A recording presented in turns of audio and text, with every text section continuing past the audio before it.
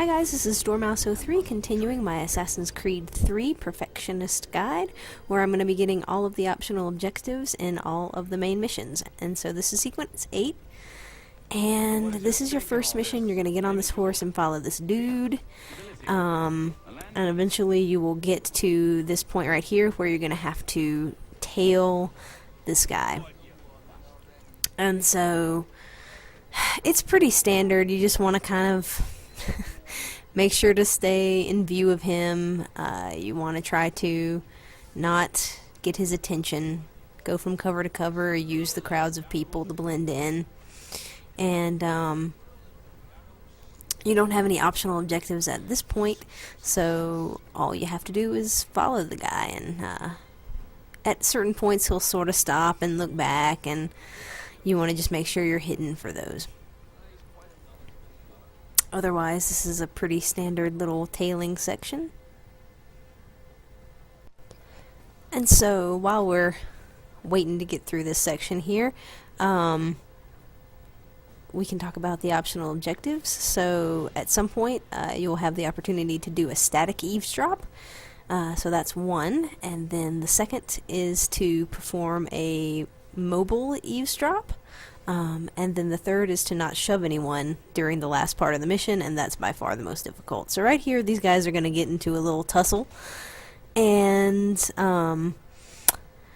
what I do is sort of walk up these stairs as they're ending, and that way you don't have to risk getting spotted by the guy as he's turning around and heading off the other direction.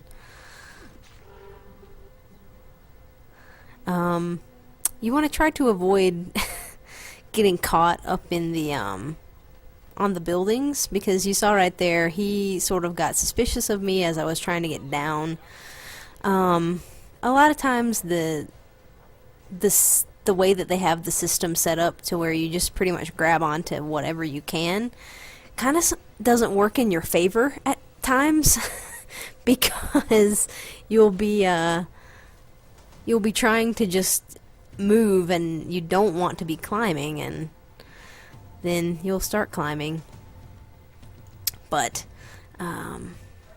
it's not that big of a deal. This part's really, really easy. I mean, you probably would just have to stand in his view in order to fail this section right here. He pauses for a very long time there. And I believe we are getting close to the static eavesdrop point. And so you're using all of the cover that's available to you. And now this part is kind of weird. You want to climb up this area because there are a couple of guards down there, and they will kind of patrol around. So if you come up here, you won't have to worry about them, and you can kind of move along after the guy at a height where they can't spot you.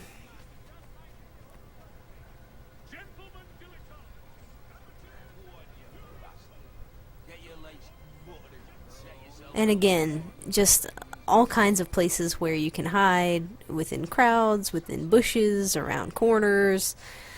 It's just pretty standard. So yeah, the last objective, the not shoving anyone, is the one that's really horrible, and I'll show you how I ended up doing it once we get there.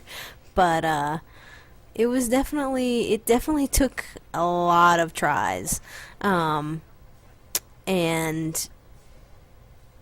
it might take you a lot of tries to get it to sort of work out the way that it did for me. But it is something that I got to work a couple of times, so I feel good about it. Just waiting and letting those guys pass. I think they walk right by you without seeing you at all.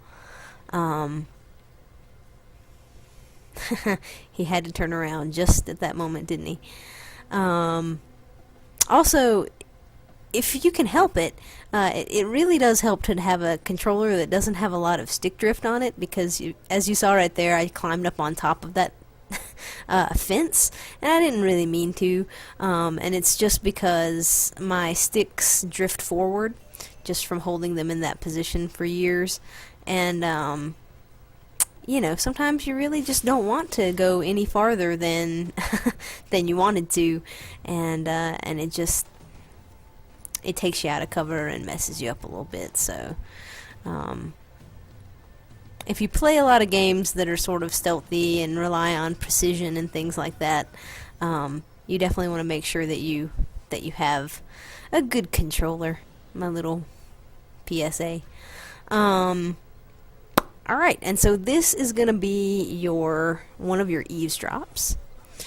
And you can kind of just stay within this line, and you want to move between these little points of cover.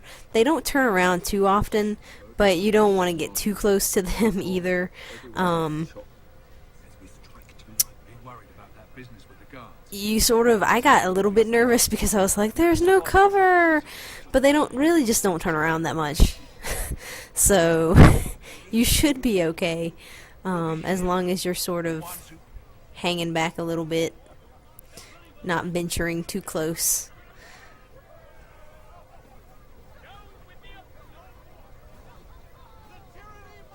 And so he almost spotted me there, so just be careful when you're around that corner. Again, you want to make sure that your controller doesn't move you when you didn't want to move. Sometimes I've noticed that when you're in cover or something like that, and those annoying children that you can't kill, and I know because I tried. When I'm trying to peek and use the stick to look around the corner, it'll move me out of the cover, and I'm like, I didn't want to do that. So just be forewarned about that. If the person is like looking right at you, be careful about moving your stick to sort of look around the corner, because sometimes it'll just take you out of cover, and that's less good than not.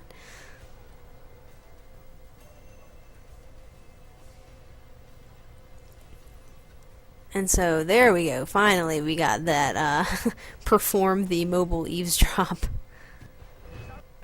And we're moving on.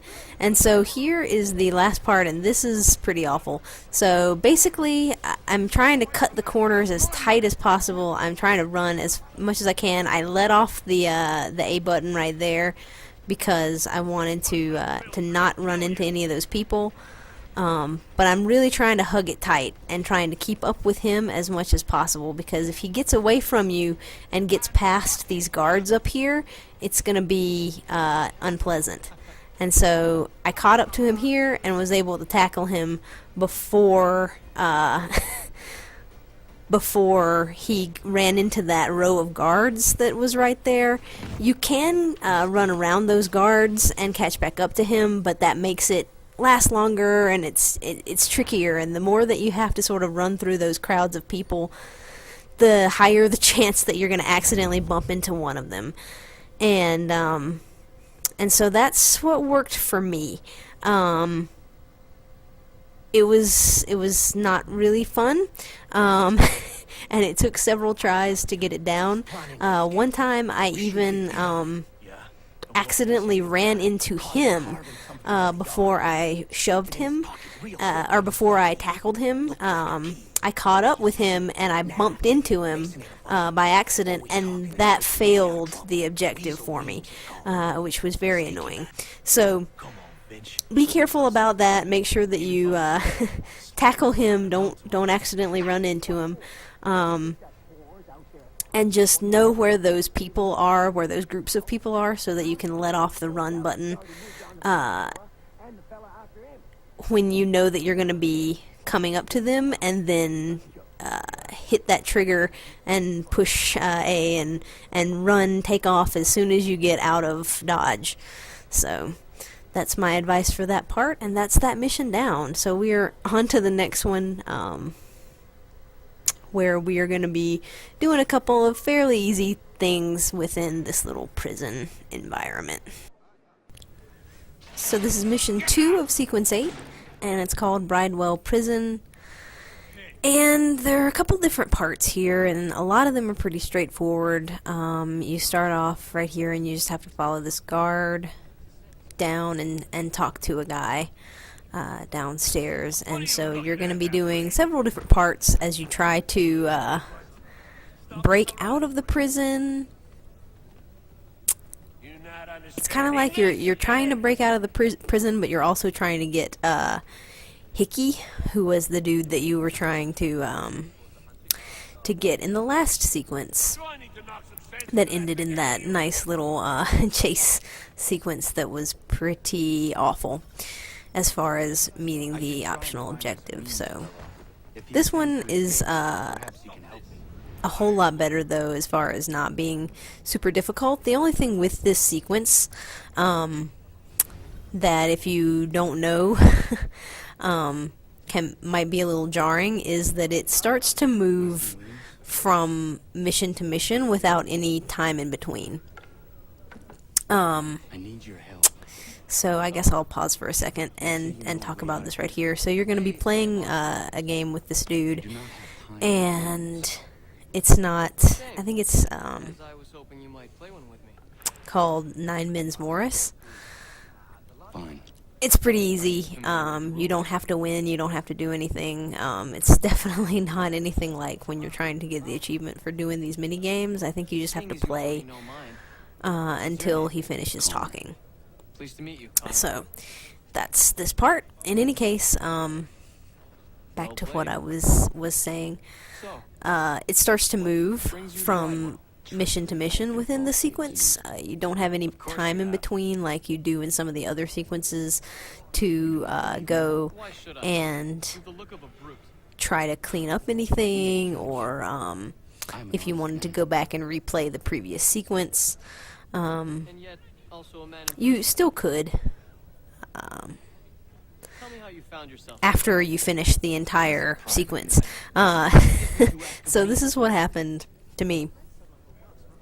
The first mission of this sequence, I didn't meet the last constraint. So when I was chasing the guy, I was saying I accidentally bumped into him right before I tackled him. Well, that ended the sequence, and it failed that optional objective for me.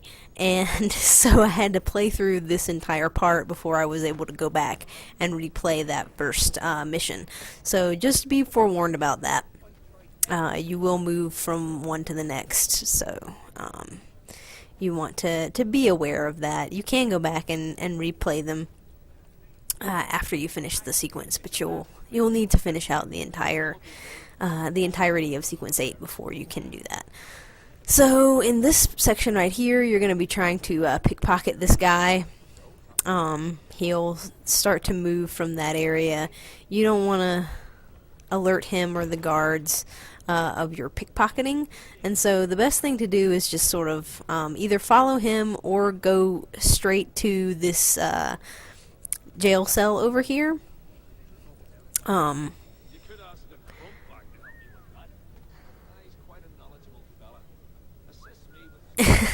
And I was whistling. I really didn't mean to be doing that. I was trying to hit the pickpocket, and because I was on the corner of the wall, it was doing the whistle. So, but it worked out okay. So you could go straight for that door and wait for him to enter. And that way you would sort of cut out all the fumbling around and the danger of maybe getting caught while you're doing that. But that's the spot where you want to pickpocket him, and then you want to head back down and talk to your buddy. And you'll notice that they have started this optional constraint of limit guard deaths. I'm not going to be having any guard deaths.